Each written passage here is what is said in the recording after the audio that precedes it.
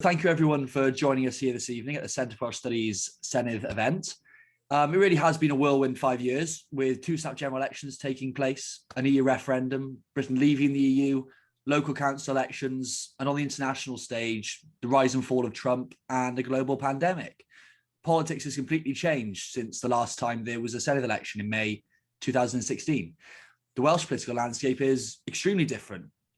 Back then, UKIP were polling in the mid-teens and had 7 seats, and now they're, to many, a political irrelevance here in Wales. And we've now seen the rise of potentially the abolished Welsh Assembly Party. Labour are looking to potentially slump to an all-time low at Senedd level, and the Conservatives could potentially be at an all-time high at Senedd level. So it's a totally different scenario to where we were 5 years ago. So much has happened, and we have two great guests here this evening to discuss this with us. We have Sian Jones, who is from SEC Newgate, and James Heale of The Spectator. So thank you very much, both of you, for joining us here this evening. We really appreciate it. We'll start with a generic sort of chat to begin with, and we'll start with you, Sian, as you've got more of a background on Welsh devolved politics. Where do you see this upcoming Senedd election going? Well, I think it's shaping up to be a much more interesting election than I think a lot of people thought. I think to begin with, I think it was almost, our lives have been so dominated by the pandemic in the last year or so. I think just the thought of having an election, having to debate sort of quite day-to-day kind of policies like energy, like council tax and so on, I think has been quite far from a lot of people's minds. But I think it's starting to become a lot more interesting now. I think some of the latest polling showing that, as you alluded to just now in your introduction, about Labour are now looking to actually, it's almost like a sort of 1945 scenario where you have Mark Drakeford having led us through this pandemic and then potentially going to secure one of the worst outcomes, in the last 20 years in Wales. So I think it's going to be fascinating to see how the dynamics play out between the parties of the election, and if Labour, as predicted, falls short of majority, how are they going to put in, if they do end up as the largest party, which is what most people are predicting, what sort of deals might they put in place to hang on to power? Is it going to be a full coalition with, say, Plaid Cymru? Is it going to be something a bit looser, like a sort of confidence and supply type arrangement, or something looser than that? Or could there be, if they do a bit better than expected, are there any other deals they could stitch up around sort of independence and so on, which looks a bit more unlikely given the kind of political dynamics? But I think it is fascinating. And as you say, with the Conservatives as well, new sort of revived leadership under Andrew R.T. Davies. And of course, we've seen a huge amount of political sort of changes at the personnel level, if you like, in the last Senedd term as well. We've got a new leader for Plaid Cymru, new leader for Welsh Labour and First Minister, and of course the Welsh Conservatives as well, very recently. So I think all of these things kind of going to combine to make it a really fascinating outcome on the days after May the 6th. Brilliant. James, what are your thoughts?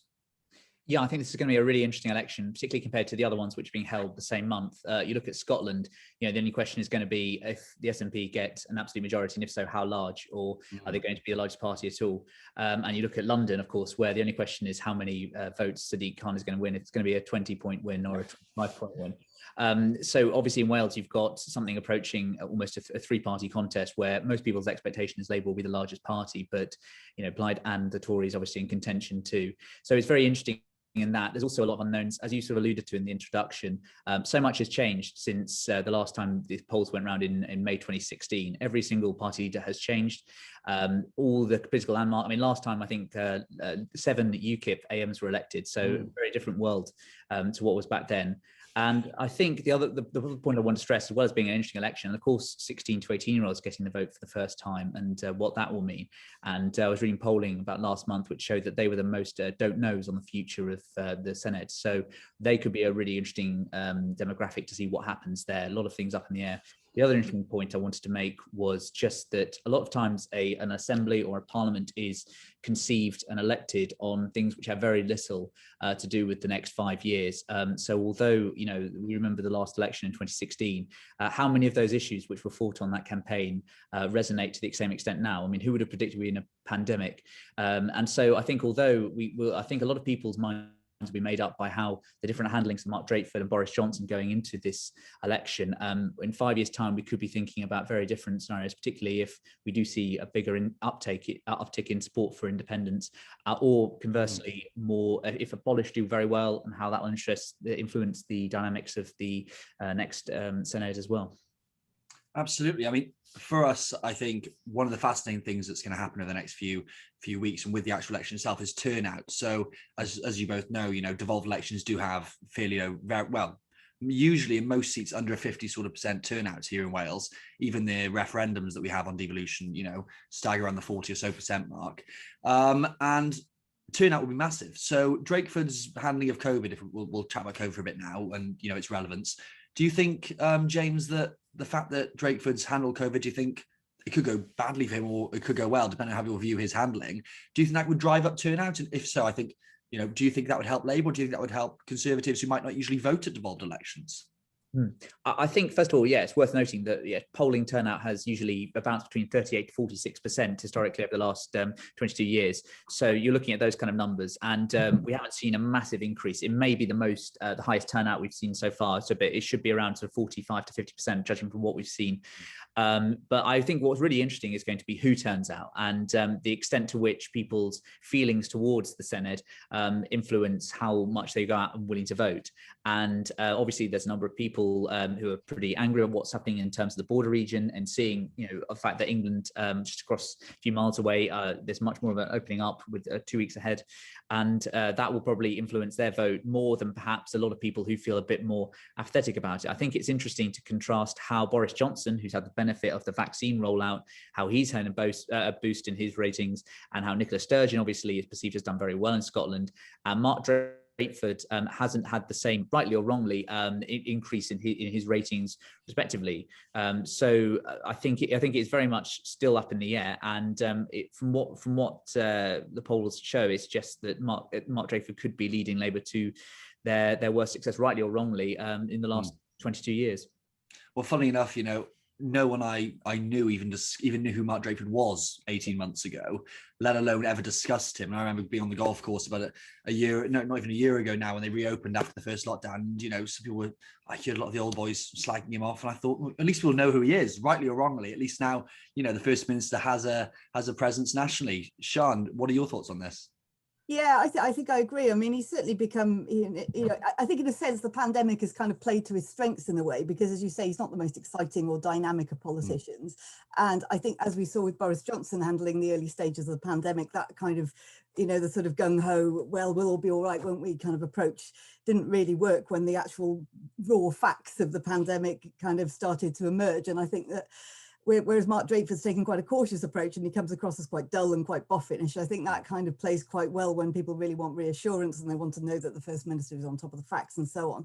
I mean, obviously, there have been some missteps during this. I think obviously the early stages of the vaccine rollout being a key example, where he was saying, well, we don't want vaccinators standing around doing nothing, so we're going to roll it out in a slow and sort of steady way, or something. I wasn't those exact words, but that was the implication. So I mean, obviously that didn't play very well at all. Neither did some of the issues around the sort of closing off of non-essential items in supermarkets, which was obviously one of the worst episodes for them, I think, and around the fire break in October, which didn't really deliver the results.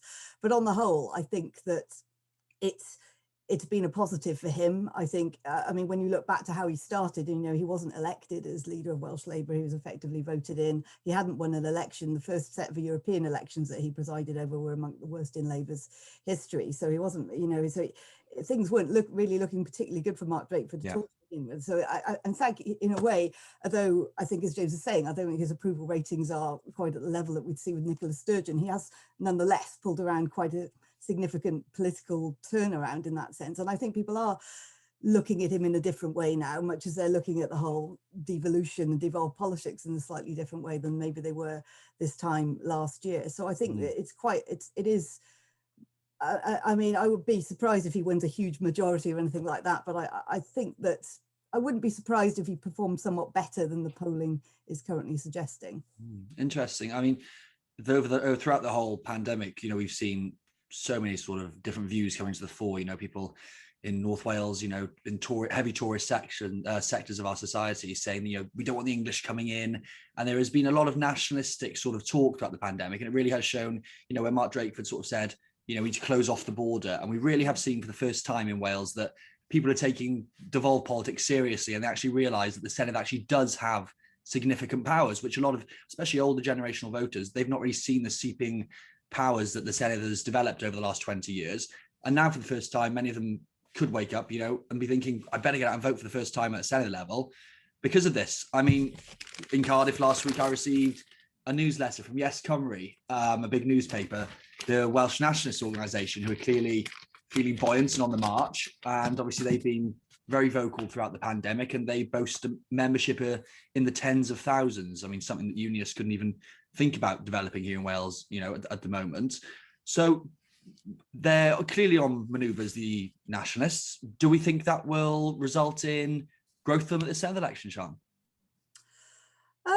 Well, I think it's interesting that Plaid Cymru's polling doesn't, it obviously indicates some increase in support, but it's not sort of showing a seismic change in terms of growth, in terms of the possibility of a Plaid government. It still looks at the moment that if Plaid want power, then they're going to be the junior partner in a Labour-led administration. But I think it is. I think there is a groundswell of the growth of independence. I think particularly around the fact, as James alluded to, the younger voters now having the franchise, so who tend to be more pro-independent. So do you think that's partly due to devolution? Do you think that the senators sort of pushed this soft nationalistic approach for 20 years and it's led to a growth? Partly that. I think it's partly Brexit as well, probably some of the impact from that. And I think also what's going on in Scotland as well, because people obviously, watch closely what happens in Scotland. And I think if we do end up with an independence in Indy Ref 2 or whatever in Scotland happening, and if that tilts in favour of independence, then I think we can expect a sort of domino effect here in Wales at some point. I'm not saying it's going to be immediate, but I think that people will start to look at the union in a much more critical light than perhaps they have done previously, where a lot of people have sort of unquestioningly accepted the benefits of the union. But I think now people are thinking, well, we're breaking out of Europe, potentially Scotland's breaking away, how might things look, as an independent nation? I mean, I think Adam Price is interesting, his stance, because before he was always talking about, achieving independence by 2030, and how it was, is going to be a sort of pathway and a roadmap to it, and how he wanted to demonstrate the competence applied in office before he could realistically expect people to look at independence. But he seems to be bringing all that timescale much more forward now, and it's been compressed now into saying we want a referendum in the first 5 years of a Plaid administration. And I think it's interesting to see whether that's really a sort of gambit in terms of potential coalition negotiations, in terms of stating, and then having a bit of wiggle room in negotiating terms with Welsh Labour. But I think there's been an interesting spat this week, I think, between Plaid and Mark Drakeford over this, and Mark Drakeford coming out saying that, he doesn't really think that an independent Wales is a way forward. He wants to be outward-looking and so on, and look at, he's been talking about the union being reformed towards a more federalist model and that kind of thing. So I think that they're both setting out their stalls now. But I think, so I think that is going to be an area of discussion after the election. But I think that the issue is, the energy does seem to be with the young, with the sort of rather sexier sort of Yes Cymru movement than it is with, perhaps, dare I say it, with the Abolish movement, who perhaps don't have that kind of, they haven't got the energy, they haven't got the wind behind them in quite the same way in terms of the younger voters, the publicity and so on. So I do think it's something that's going to continue to grow. And I think that the challenge is really for the UK government, in a sense, to see how they approach this. And at the moment, it's been fairly chaotic at their end, I would say, in terms of how they are dealing with the issue of the union and how they shore it up, because this whole issue with this union unit that they set up has now been disbanded, and various sort of initiatives have been floated and then not come to fruition. And I think, they've come out with this "let's fly the Union Jag" on all the, on the government buildings and that kind of thing, which is fine, but obviously doesn't really address, I think, some of the fundamental issues that have been arising. So fascinating. James, you've obviously worked up in Scotland. You were involved in journalism up there prior to moving to London. You've seen nationalism up there. Obviously, it's a very different ball game to what's happening in Wales. Arguably, it's much more fringe at the moment here. But so were the SNP 20, 30 years ago in Scotland. So where do you have any thoughts on independence and nationalism in Wales? Yeah, no, of course. I think that it would be fair to say that in Scotland, the situation is far more advanced down that road. And I think clearly Plaid are trying to learn from that.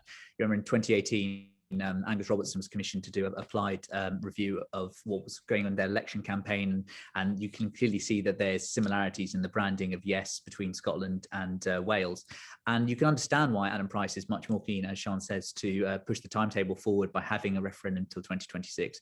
You remember the Scottish parliamentary elections in 2011, back then independence polling was around the 30% mark. Of course, you have 3 years of campaigning, you have people going head to head in studios, one-on-one, and it pushes the independence campaign up to 45% as it was on polling day.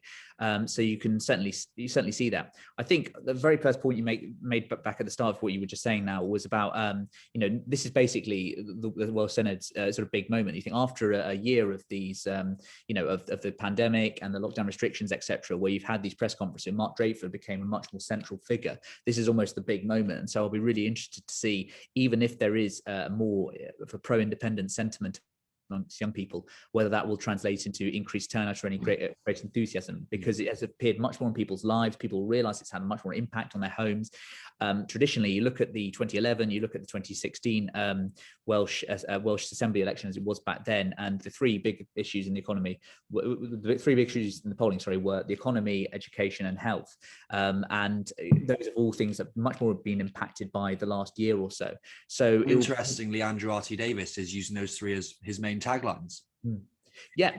Well, you can see why, because they very much more play to what the Senate is supposed to do in terms of its powers, etc. And it's interesting to see the Tories trying to take that forward.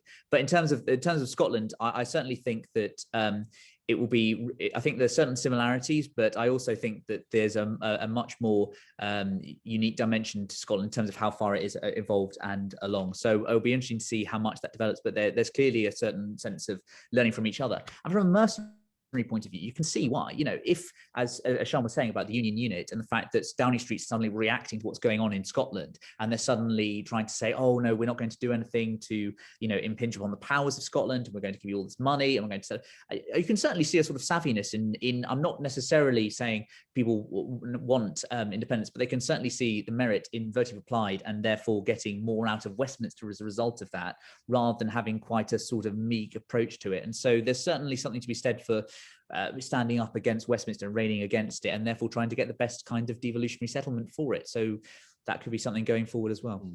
Absolutely. So it's clear, the independence movement is growing. Do you think the fact, James, that Wales hasn't really got a Nicola Sturgeon and Alex Salmond leading the charge, they're sort of political heroes pushing the charge in Wales? Obviously, we've got Adam Price. I thought personally, when Adam Price came to taking over Plaid Cymru, that he would surge a lot heavier into Labour territory and potentially Conservative territory than he actually has.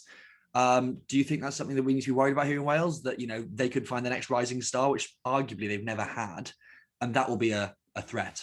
Again, I think it is further down the line, but it's something certainly to be wary of, particularly if as it looks at the moment, it looks like Labour and Plaid will have some sort of agreement possibly coming off after the election. And in that case, there'll probably be an increase in the number of Senate members, and therefore the talent pool increases, so someone could come from there. I think in Scotland, the SNP was certainly lucky in that a number of the best unionist stars of their generation, like Robin Cook, Donald Dewar, went down to Westminster, whereas Alex Salmond and then Nicola Sturgeon have both been able to command the presence of Holyrood, because there has just not been that same level of talent.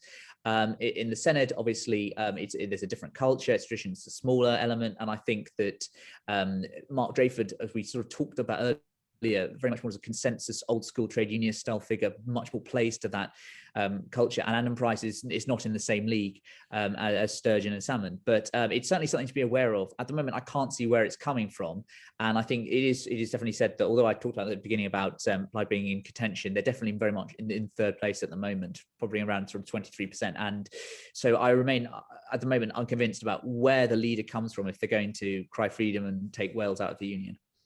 Sian, what are your thoughts? Yeah, I think I'd agree with a lot of that. Really, I think Adam Price.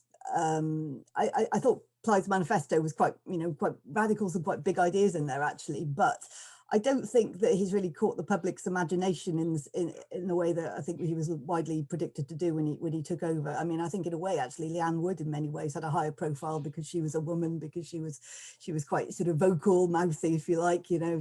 But you know, she was better known, you know, and you'd see her more on national TV. I don't know if Adam Price has really achieved the cut through that he was hoping to, really, and which is why you tend to hear more about Yes Cymru and the young activists than you do about Plaid Cymru and the actual official political party that is meant to be gunning for independence. So I mean, I think in a sense the main political leaders in Wales, probably the most dynamic is probably Andrew R.T. Davies, in a sense, you know, who is known for making the odd gaffe or whatever, or being a bit of a being quite bombastic in his style, but people know who he is, and he's recognised, and he'll somebody that will go on debate Piers Morgan or whatever and go on national television, and he doesn't, and you know, he doesn't really pull many punches. So I think it is difficult. I think it's to say the Nicola Sturgeon hasn't yet arisen. I mean, I think there were some quite high hopes of somebody like Rhonab Purwerth, who's, you know, was well thought of, and so on. I think you've got some newcomers like, well, very sadly, of course, Stephen Lewis, who sadly died, who, you know, was really very much seen as a real talent, and sadly didn't ever manage to achieve his full potential there, which is a great shame. But I think Delith Jewell, who replaced him, is somebody to watch, certainly for the future. She's extremely clever, she's very articulate, so I think she's a very, very good communicator. So I wouldn't be surprised about seeing her emerge in the future, but I think at the moment that's still probably some years away, really. So and I think probably it's part of the thing in Wales that you tend to get these personality spats that come into the press quite a lot. So it does tend to create an impression of a bit more of chaos, which you don't try to avoid. In Westminster, it's slightly easier to hide these things, I think. But for example, you've had all this business in the Welsh Conservatives with Nick Ramsey and Paul Davies being at loggerheads, then Paul Davies being caught drinking and then having to resign, and all of these things, and you do tend to hear about this sort of internecine warfare between party members a lot more, and that doesn't really do much to kind of bolster the credibility of a devolved Wales and the Senedd as a whole, really. And I think that perhaps has an impact on the calibre of people that we tend to get standing for us in Wales, which I think is improving, but I think it's still, you know, for a lot of people who talk about want to be MPs, they don't tend to want to be Senedd members because they see it as a lesser gig, if you like.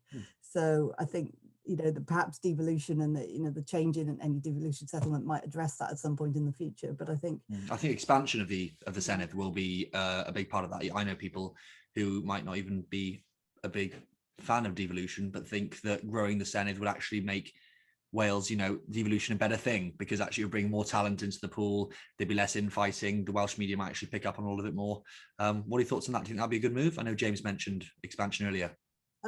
Well, I think practically speaking, it probably would be a good move, in that I think that from the MSs I speak to, I know, and their staff in particular, I know how overworked everybody is, and the amount of, you know, the increasing number of powers coming into Wales and the more that they have to deal with. So I mean, I think having more capacity to deal with that work and do it and deal with it in a high quality way and really scrutinise the legislation and policy that's coming through, I think would be a good thing. However, politically speaking, and in terms of a sort of and I think that slower than others in the Senedd recognise this, is that the public don't want more money spent on politicians and politicians' offices and allowances and everything else.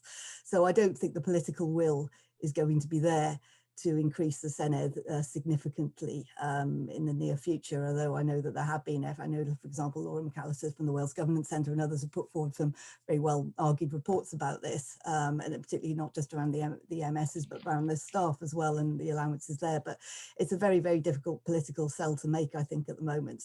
And I think it's an argument where, you know, views of devolution in Wales are still quite split.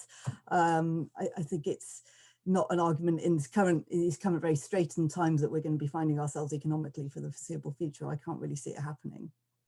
So moving on to the complete other side of the political spectrum here in Wales, from independence to abolition, obviously we've seen parties like UKIP over the last few years, when they gain seats, you know, move towards a more devo-skeptical abolitionist stance, even though they weren't initially in favour of that. The Conservatives, many see them as moving towards a more Devo-skeptical line. Obviously, Abolish are now openly out there, something that we've not seen in Northern Ireland. We've not seen it in Scotland. There aren't those sorts of movements there. And as you said just now, Sian, there is strong support for, decent support for independence, but there's also, according to a lot of polling, decent support for abolition. There's quite a fractured political landscape here. James, do you think that anything will happen with Abolish? Do you think, I know the voting system, it's not first past the post, so that might help them. I mean, is there going to be a breakthrough? I think it's more interesting to look at the Conservative Party in regards to this respect. And we'll get there, don't worry. But just in the same way that UKIP acted as a sort of pathfinder for the Conservatives to eventually backing Brexit, Abolish, I think, could be a very good portent to the future. If they do better than expected, I think that it certainly will be tempting for the new generation of Conservatives who are elected, with some more traditional figures like Suzanne Davies standing down, etc. And from some reporting, what appears to be more Devo-skeptic figures being elected in their place, it'll certainly be very much a temptation to follow that route. And of course, if that becomes the main policy of the second party in Wales, as looks likely, then it will certainly give them more mainstream credibility. I think the interesting thing, two reasons why I think the Senate hasn't really taken off in the same way, and why there's an Abolish the Assembly party at the moment. One of which is, I don't think the Welsh Assembly had the same, it didn't have the same history as the degree as Northern Ireland, Stormont, and it didn't also have the same popular support as in Holyrood back in 1907. It was a very close vote, and I think even since then it's been struggling to capture the public imagination the same way. So I think this is why we're really interesting this year, after a year of restrictions, to see how much that's impacted and people associate what's been going on with the people who sit in Cardiff Bay. I think the second reason, of course, is I suppose Brexit. Really, this Senate was formed in May 2016, and a month later, two of the four countries in the UK voted Remain, two of them voted Leave, and so it'll be interesting to see whether people don't see the institution in Cardiff Bay as standing up to Westminster, or actually as a needless impediment towards that. I'm very interested to see what will happen. I think that Abolish has been polling at around 2/3 of the same number as independents in recent months, and so I think it will be interesting. There's definitely been a sort of market for mavericks at the in the Senate, and there's always been sort of people like, you've still got people like Neil Hamilton and Mark Reckless, sort of very much blast in the past. So I'm very interested to see what will happen there. Sian, what do you think? Yeah, no, I agree. And I think particularly with the Conservatives, I think it's fascinating to see how they're positioning themselves in this election, because there was quite an outcry during the candidate selection process, for example, of fairly moderate Conservatives like Susie Davis then failing to be selected for their own seats, or indeed, and in fact, I think Susie Davis's son, Callum, I think is much more Devo-skeptic, is now fairly high up on the list in South Wales Central. So I think is that just because the Conservatives are finally, trying to move in the direction of their membership? Or I think they have to, really. I think they recognise that. I mean, it's key for them to get their vote out in this election, and most of their members are going to be fairly sceptical of the Assembly, so they have to tread that path quite carefully. I mean, I think in a way Andrew R.T. Davies is, in a sense, he's kind of the ideal person for that, because although he hasn't gone full out saying I'm going to abolish the Assembly, but he does take quite a Devo-skeptic line, and I think that he probably is just about holding it together in terms of being a sort of critical friend of devolution, as it were, which is just about to get, enough to keep that membership on side. But I think, again, it does, of course, make it difficult for the Conservatives realistically to govern, because if they're going to be sort of shoring up that Devo-skeptic voter base, it's very hard to see who they could potentially partner with in the Senate. I don't think Abolish, much as they might win a few seats, are not going to really do enough to really tip the balance in terms of enabling a Conservative majority administration. But I mean, we'll see what happens on polling day. Yes, I think James is right. Is that it'd be interesting to see whether the Abolish turns out to be some kind of beacon, whereby there might be some. There could, if the Conservative promise some referendum down the line on sort of having a fresh look at the Assembly and its powers or something like that. But to me, it feels as though devolution in Wales is pretty entrenched now, to be honest. I can't really see that settlement being overturned by any kind of majority vote anytime soon. Yeah. So I think the Conservatives are going to be juggling that balancing act, I think, for the foreseeable future, as far as I can see. Yes, it is a very tough balancing act, and Abolish have got a unique opportunity here to potentially gain seats, and arguably, do they have much depth and much talent that's come to the fore? Probably not yet. You know, will they get their Nigel Farage figure that will try and surge them into the future? You know, like as UKIP did in the 90s. It'll be interesting because I know someone said to me a few weeks ago, this is like the sort of UKIP 99 for abolish. You know, they've got to make the breakthrough into the Senedd like UKIP did in 99 to try and entrench themselves and use the funds for their own, you know, as Plaid have done, arguably, use public funds to push a nationalistic agenda, get themselves entrenched. So it will be really interesting to see where that goes. We'll go on to a party that's standing in this election, the Liberal Democrats. They've got one seat. You know, they've propped up the Labour government, which a lot of people don't even realise. I'm from Brecon and Radnorshire myself, and you know, Chris Williams was my AM, pretty much my and now MS my whole life when I was living there. Most people don't even know she's ever been a part of a Labour government. So it'll be interesting the battle there. I know it's a big Conservative target seat with James Evans, who's up against William Powell because Kirsty's standing down. So do you have any thoughts about Liberal Democrats, not just in Brecon and Radnor, but across the country, across Wales, James? Yeah, I mean, I think it's remarkable, the decline of the Liberal Party in the land of Lloyd George, and just obviously swathes of the country were Liberal and then Liberal Democrat, and it's just remarkable. And I think maybe there could be some implied would use that as a warning, because obviously this came from the 2015 general election as opposed to the Senedd, about the warnings about being a lesser party in a coalition. I think it's remarkable just how little comment there is to say really about them. Yeah. I think Bretton probably it stands a very good chance of going Conservative in May, and I'm not sure whereabouts. I think, you know, Plaid have obviously, you know, knocked them off the bat, and that sort of anti-establishment kind of niche cause, often pavement politics, has definitely been stripped away from the Liberal Democrats. I'm not exactly sure who they're currently speaking to. And I mean, it's almost, you know, we're talking more about abolish than with the Lib Dems, and yeah, it's I feel sorry for them, but I'm not sure where they come back from here, really. Absolutely. You know, just 10 years ago, they held, you know, a good number of Senedd seats and they dominated mid Wales. And now they've pretty much, apart from one Senedd seat, completely crumbled. Sian? Yeah, I don't have much to add to that, really. I was trying to think of something I could add. I mean, yeah, I mean, Kirsty Williams has been quite a big figure, you know, in terms of in the Welsh government, and I think it's very easy to downplay her contribution, but she's actually done a huge amount in terms of bringing forward this new national curriculum, overseeing this whole issue of the exams during the pandemic, albeit with the odd U-turn here and there. But she's been one of the more visible figures, I think, in this administration, and often you forget that she's a Liberal Democrat, which probably is to the detriment of her party as a whole, really, because, you know, she becomes less and less as a sole player. You just forget, you know, that she belongs to a party machine. I mean, I think Brecon could well flip to Conservative in this election. I mean, I think just watching the dynamics of the last general election, you know, Jane Dodds was booted out fairly unceremoniously after just a few months. And, you know, in favour of, you know, Faye Jones, who I know well, and she's great, but obviously I think she's got a 9,000 majority, so it'll be very interesting. You know, substantial. Exactly.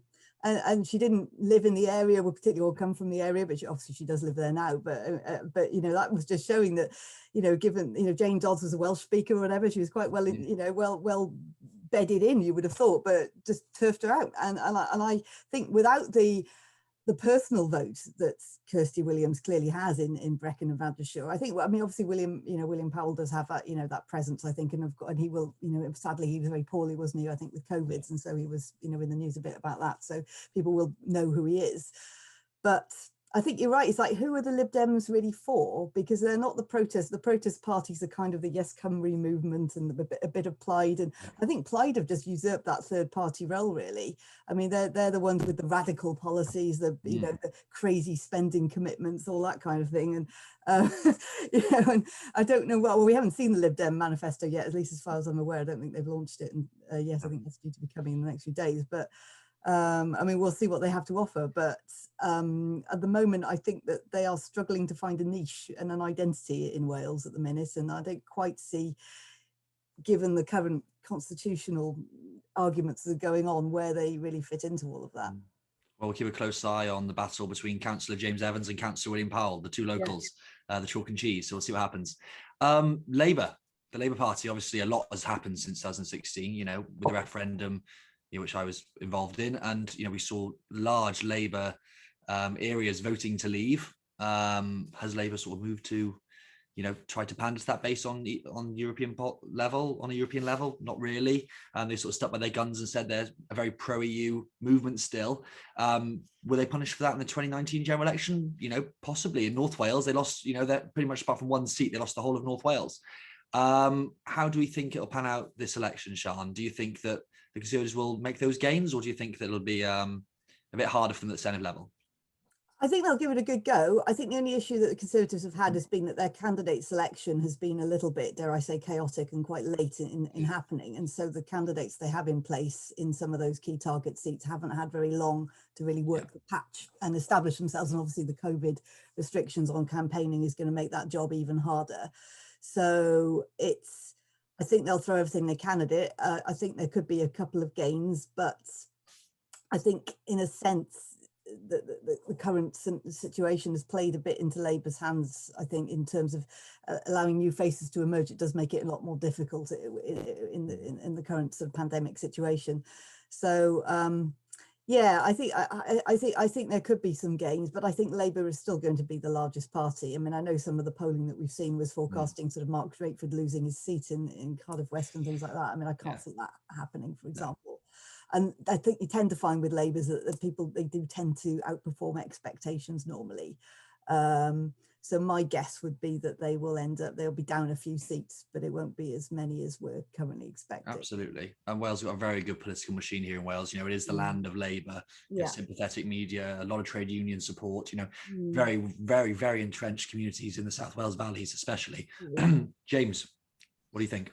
Yeah, no, and we talked earlier about Adam Price and just how he hasn't made the impact we expected. And this is the same thing Starmer has found in Westminster. It's been difficult to cut through. I mean, how exactly, do you want to make an argument about independence, but everyone's talking about COVID, and it's difficult that time to make a really sort of revolution, unless you're in the government itself, because you don't want to be seen to criticise the government. So conversely, what's hurt Labour in Westminster has probably benefited Labour in Cardiff Bay. I think in some ways, I think there was definitely the first sort of half of the lockdown definitely played to Mark Drakeford's strengths, being quite a sort of consensus-like figure, old school trade unionist, as I say. And then the second half, I think there's been more of an irritation, because he very much more, as I say, is a sort of old school socialist, and Boris Johnson obviously has been a little bit faster in terms of lockdown. So I think maybe there could be a bit of an issue in terms of the borders, where it's unlike in Scotland, there's a lot unfortunately more people around the England-Welsh border there than compared to the England-Scotland border. So that could be interesting. But I think broadly, again, this is, I don't see, other than maybe an uptick in terms of those areas, Labour really not looking like they're going to do terribly badly. I think it could be their worst ever. They could get sort of 25, 26, but it wouldn't be a disaster at all, and they'd still probably be the largest party. So unfortunately, I'd love to say that I had some great interesting revelation on that, but it probably will be the case that they just come back in and form something with Plaid, which is probably the most likely of all the scenarios, given the way in which the situation in Scotland has sort of overshadowed it and coloured the debate around working with pro-independence parties. And Drakeford, do you think it'd be a positive or a negative for Wales? Yeah, for his base. Do you reckon he will appeal to the base, or do you reckon the traditional, Labour voters might see him as a bit more of a Corbynite socialist? They might not like him. He didn't obviously stand as the leader in 2016, but this time around he is their leading force.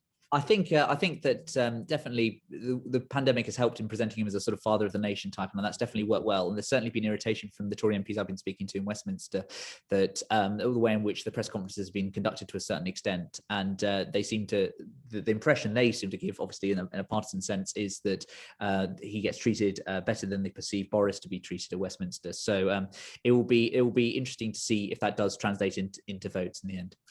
Yeah. Absolutely. It really will be a very interesting time. So obviously the Centre for Australia is a free market think tank. So most of the organisations we work with are conservative leaning, to many of our critics' annoyance. So we'll go on to the Conservatives. I mean, what a few years they've had, really. What a few months recently. Obviously you touched on it before, Sian, with, the leader falling just a few months prior to the Senate election. He didn't really have more than 2 years really to establish himself after Andrew went. We've had Brexit, big gains for the Conservatives at a local level in the 2017 election, gaining councils, forming coalitions in places like Powys, really pushing on locally, big gains at the general election in 2019, almost doubling their seats from 2015. So 17. So What do you think is going to happen for the Conservatives? I think they're going to do quite well, actually. I think that they will do, much better than a lot of people are predicting. I don't know if it will be enough to put them in serious contention for government, but I think the narrative that Andrew R.T. Davies is pushing very much around sort of post-COVID recovery, rejuvenating the Welsh economy. I think that, employing more, building the NHS, all of that. I think all of that is going to play quite well into the hands of voters. And I think, saying that, we don't want to be arguing about constitutional squabbles and whether we could be independent or not. We need to get the country back on its feet. I think I think that will play quite well. I think Andrew R.T. Davies is quite a popular figure.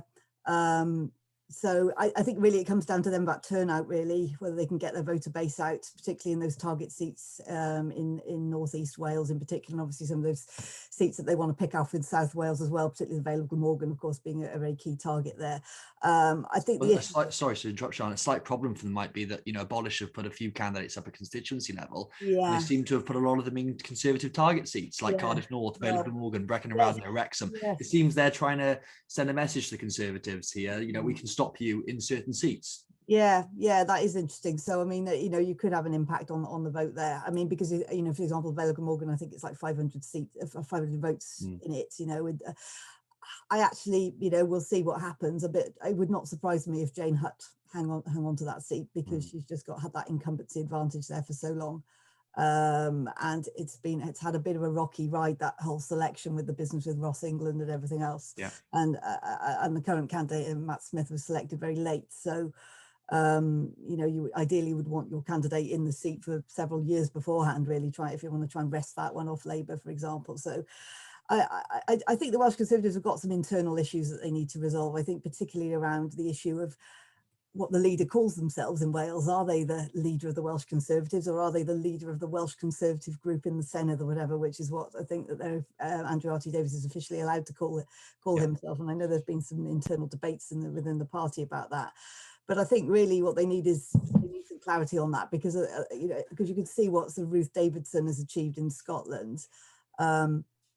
She had the freedom to do that because she was a sort of Scottish Conservative leader, and she didn't have all these constraints where you were kind of dealing with the chairman of the Welsh Conservatives, you're dealing with the Secretary of State for Wales, and of course you're dealing with the group leader in the Senedd as well. So we'll see, what happens with them. But I think that there will probably be I think after this election, I think there will need to be a bit of a rethink perhaps about the candidate selection process and about some of the internal governance processes as well. Absolutely. James, you're in Westminster. What's the chat amongst the folk there about the Welsh elections? Well, I think it does suffer by obviously what's happening in Scotland, and so it is treated as the secondary issue compared to that. But I think that there is a sense that Plaid is going to probably be in second or third. It's something to deal with long term, and look at the issue about Wales, etc. Obviously, taking the example of Scotland again. But, I think that definitely there's a sense that the Welsh Conservatives are in a reasonably good place compared to historically. In some ways, a good second place victory would be the best scenario, because I think as Sian talked about a bit earlier, that sort of winning would almost be, if you're advocating a more devo-skeptical line, then you've got to sort of make it work, but you're the largest party, but you can't get a majority, and you're dealing with the forces of Plaid and Wales. And then they get to run on an anti-Tory ticket in both Cardiff Bay and in Westminster. That it might be the best way to sort of, as Sian was saying, to take a step back, do well, and sort of look at the processes to rebuild in time for 2026. I think one thing a lot of people aren't discussing really is the fact that Conservatives got, you mentioned their process, Sian, but they have got quite a lot of young candidates, especially up against quite elderly Labour entrenched MSs. Cardiff North is a prime example with Joe Williams, very, very young, up against 78, I think, is the MSs that currently sits there in Labour. Jane Hutt against Matt Smith in the Vale. Should the Conservatives be playing on this? The fact they've got the children of devolution coming forward with a devo-skeptical line. They're the children that have grown up under this system, and they're the ones that are making a fairly devo-skeptical stance, standing for the Conservatives. Is this something the Conservatives should be playing on? We've got the young, fresh candidates who have, they understand devolution better than anyone, growing up under it. Yeah, well, I think it comes back to what we were saying earlier on about the, where the energy is in these sort of the polarized constitutional arguments that really, yes, Cymru being seen as a young, sexy movement. But I think if the Abolish movement want to achieve that kind of momentum, I think they'd have to appeal to these younger voters, because clearly, as we move as time passes, you're going to have more and more potentially pro-separatist voters in the franchise. So I think that I think it is quite. I think the Conservatives probably, it is important that they do address that. I think. So sorry, somebody's hammering on my door, and I'm trying to be. Maybe it's a Conservative canvasser. You never know. My Tesco delivery. They've turned up 20 minutes early. So sorry. Oh, is it? Feel free to go and get it if you need to. No, it's fine. So sorry if I'm slightly distracted, but yeah, I think it is fascinating that you've got these. I think the key is how much of a groundswell of that movement, can these younger faces turn this movement into, really, whether they can really get people behind them, or whether it's just a few isolated young people with a niche cause. So I'd be all very interested to watch how that goes. Yeah, brilliant. Okay, thanks both for the generic discussion around the upcoming election, going over the parties. We've got a few questions we'll just run over quickly if that's okay, just to get the audience involved. One question we've had in is, we've kind of discussed it already, but I think it'd be interesting just to make this point a bit clearer. Do you think the Conservative Party will be able to fight off the threat of the Abolish Welsh Assembly Party? I mean, personally, I know a lot of people that vote in this election, they don't see their their regional vote and their constituency vote, they see it as a first preference and second preference. A lot of people vote very differently. We've seen it in this election with Plaid Cymru urging people to vote Plaid on the list if you're thinking of voting Labour at constituency level. Do we think that, I know Abolish are pushing this line, vote for us on the regional list, as the second preference option. Do you think that will be something that the Conservatives are worried about? Sean, sorry.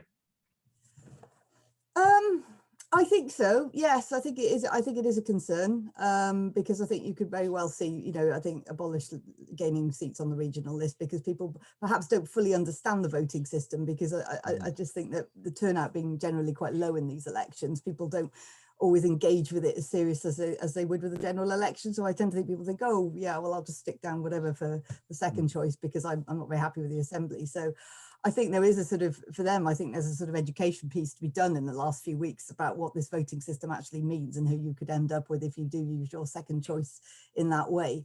So yes, I think that, but I think, that is how Abolish are going to be looking to pick up seats, definitely. Yeah, James? Yeah, I think ignorance on the voting system is definitely something that we've seen in Scotland now with Alba, with Alex Salmond telling people how to game the system. And certainly that's something we'll be interesting to see in Wales when the subsequent data comes out about that, and in terms of how people look at it. Certainly split ticket voting was certainly something commonplace in European elections, and lots of Tory voters went for UKIP in those, and that was useful in changing the view of those elections and how the Tory party approached Europe and Euroscepticism. It depends on how well they do. I mean, there is a certain, although obviously the Conservatives want to win as many votes as possible, there's no reason why having Abolish there to a certain extent makes them appear in some ways more attractive to other floating voters, Liberal Democrats looking for a home unionist, etc., or feeling a bit, like they haven't been represented, etc. So there is a certain something to be said there, saying, we're not these guys, we want to work with you, etc., but also being able to make it more attractive to Euroscepticism. So it will be interesting going forward.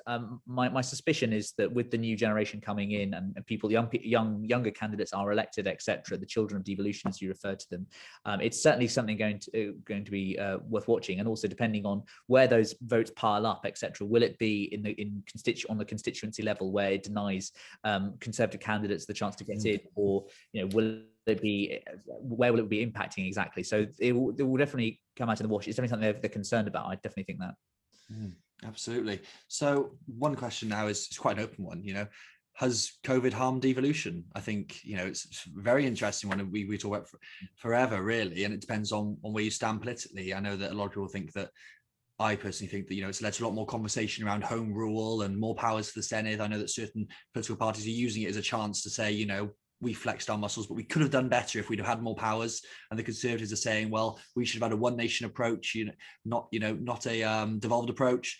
What do you think, James? Do you think this is something that is going to be dependent on your political ideology?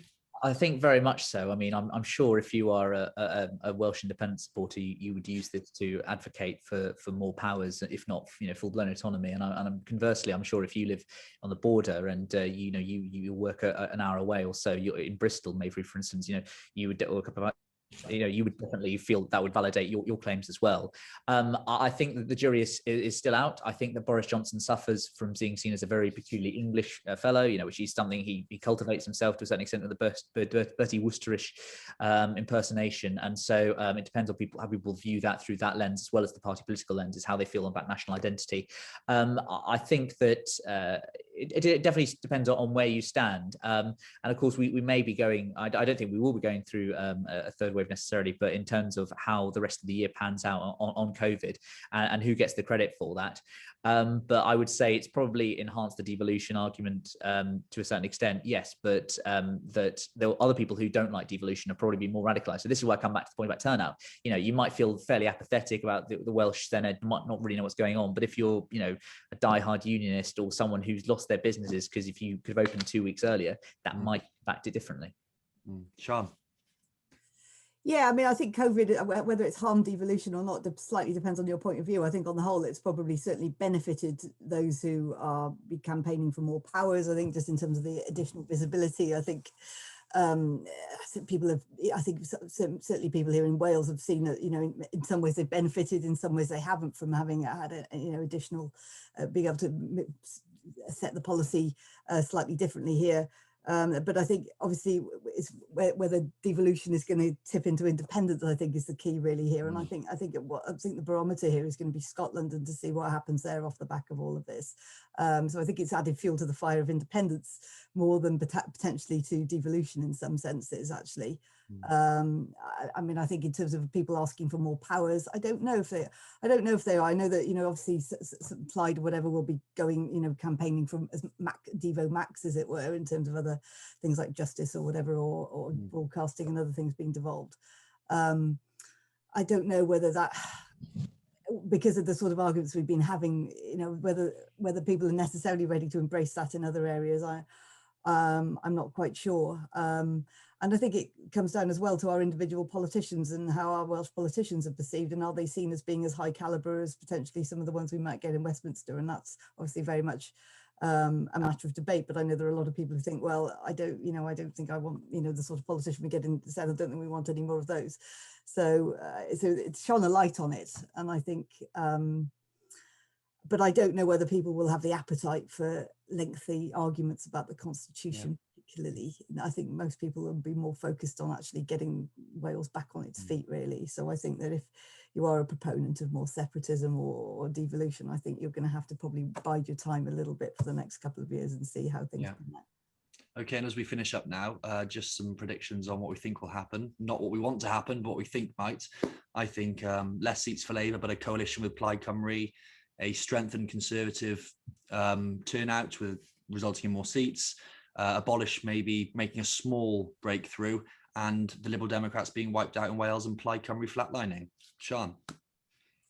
Yeah, I think definitely I'd see probably Labour down maybe 3 or 4 seats, Tories up a few seats possibly in the northwest, or maybe a couple of these ones in the south that they might pick off with very small majorities. I think Plaid will probably possibly pick up an extra seat or two, but I don't think there's going to be a massive breakthrough for Plaid. And then I think in terms of governance, it will be a kind of deal of some sort between Plaid and Labour, whether that's a full coalition or whether it's something more loose than that, I don't know. I think if I were Plaid, I would want to get into a fuller coalition, because I think once you're in government and you have ministers and whatever, you can then actually start making the argument and actually making a real difference. And I think but I think Labour will be quite resistant to doing that if they can get their programme through. And I thought Vaughan Roderick at the BBC made a very astute observation earlier this week, where he'd gone through Labour's manifesto, and he said actually there's relatively little in it that requires controversial new legislation. So it's almost as if they're hedging their bets and actually preparing themselves to be a minority administration. Interesting, I didn't see that. And some of the areas where they do need legislation, for example, like single-use plastics and stuff, where you could already expect support from Plaid and potentially other parties as well. So I think Labour's covering all the bases at this point. I don't think they would want to give away power. They certainly wouldn't want to give away the first ministership to Adam Price, which I think is probably what he would want, some kind of rotating. He's being very hopeful, isn't he? Yeah, I think so. I think Plaid have been quite optimistic, but who knows? We'll see. James, what do you think? I think Plaid are setting out their stall at the moment, and I think aim high, and even if you fall a bit short, at least you get somewhere. I think half a dozen seats will change hands. hands. I think Labour will come to some. I think probably some sort of Whitehall fudge and Cardiff Bay will be the answer, and there'll be something like an independent commission on an independence referendum or something like that, just sort of kick the can a bit down the road. And I just sort of leave with the observation that Adam Price once made, which is that often that you might think that Plaid do well when Labour do badly, but actually when Labour do badly, people perceive that the Senate or the Assembly has done badly. So actually it might benefit Plaid to see Labour do well and actually work to strengthen Labour and then strengthen the argument for devolution and prove that Wales is better in their view than administrating than Cardiff, Westminster. So therefore it could strengthen the case, as I say, further down the line for potentially a pathway to independence. But it's going to be a really interesting election, and can't wait to see what happens. Well, Labour do have some candidates that support independence, but that's a conversation for another day. Anyway, both, thank you very much for attending this evening, and thank you to our attendees and audience for coming along. We've got another event next week with 2 candidates in very marginal seats, so it'll be great to see you all then. Thank you, James. Thank you, Sean. Cheers. Thanks very much. Bye-bye.